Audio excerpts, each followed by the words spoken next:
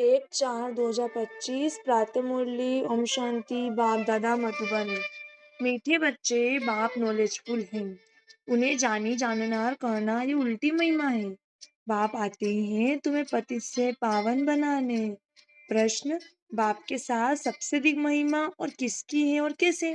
उत्तर, बाप के साथ भारत की महिमा भी बहुत है। भारत ही अविनाशी खंड है, भारत ही स्वर्ग बनता है। बाप ने भारतवासियों को ही धनवान सुखी और पवित्र बनाया है। दूसरा, गीता की भी अपरम अपार महिमा है।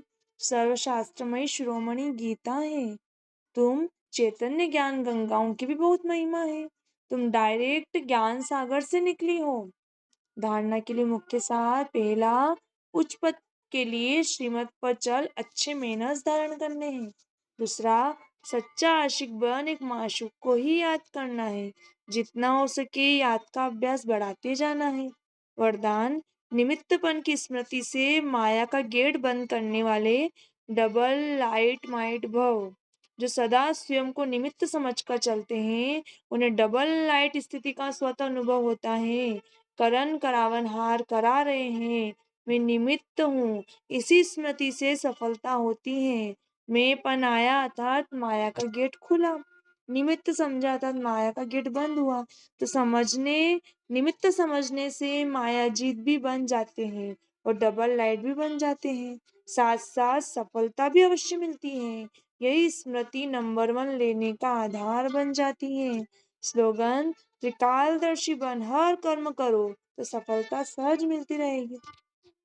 मातेश्वरी जी के महावाक्य। पहला है, मनुष्य आत्मा की पूरी कमाई अनुसार भविष्य प्रारब्ध भोगता है।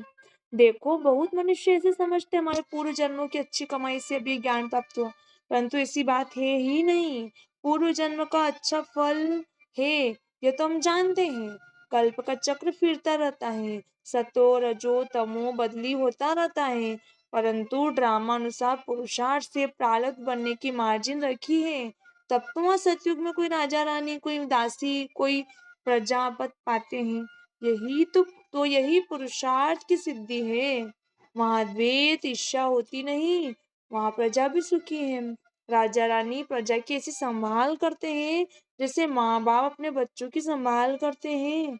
वहाँ गरीब साहूकार सब संतुष्ट हैं। इस एक जन्म के पुरुषार्थ से 21 पीढ़ी के लिए सुख भोगेंगे। यह अविनाशी कमाई, जिस पर अविनाशी पढ़ा कमाई में अविनाशी ज्ञान से अविनाशी पद मिलता है। अभी हम सत्य की दुनिया में जा रहे हैं, ये प्रैक्टिकल खेल चल रहा है, यहाँ कोई छू मंत्र की बात नहीं है। दूसरा, गुरु मत, शास्त्रों की मत, कोई परमात्मा की मत नहीं है। परमात्मा कहते हैं बच्चे, ये गुरु मत शास्त्र मत कोई मेरी मत नहीं है। ये तो सिर्फ मेरे नाम की मत देते हैं, परंतु मेरी मत तो मैं जानता हूँ। मेरे मिलन का पता मैं आकर देता हूँ, उसके लिए पहले मेरी एड्रेस कोई नहीं जानता। गीता में बल भगवान उवाचे, परंतु गीता भी मनुष्य ने बनाई है। भगवान तो स्वयं ज्ञान का सागर है। भगवान ने जो महावाक्य सुनाए हैं उनका यादगार फिर गीता बनी है। ये विद्वान पंडित आचार्य कहते हैं परमात्मा संस्कृत में महावाक्य उच्चारण की, उसे सीखने बगैर परमात्मा मिल नहीं सकेगा। यह तो और ही उल्टा कर्मकांड में फंसाते हैं। वेद शास्त्र पढ़, अगर सीढ़ी चढ़ जाए तो फिर उतना ही उतरना पड़े, अर्थात उनको भुलाए एक परमात्मा से बुद्धि योग जोड़ना पड़े कि परमात्मा साफ कहता है इन कर्म कांड वेद शास्त्र पढ़ने से मेरी प्राप्ति नहीं होती। देखो, ध्रुव प्रहलाद मीरा ने क्या शास्त्र पढ़ा, यहाँ तो पढ़ा हुआ सब भूलना पड़ता है। और अर्जुन ने पढ़ा था तो उनको उनको भी भूलना पड़ा।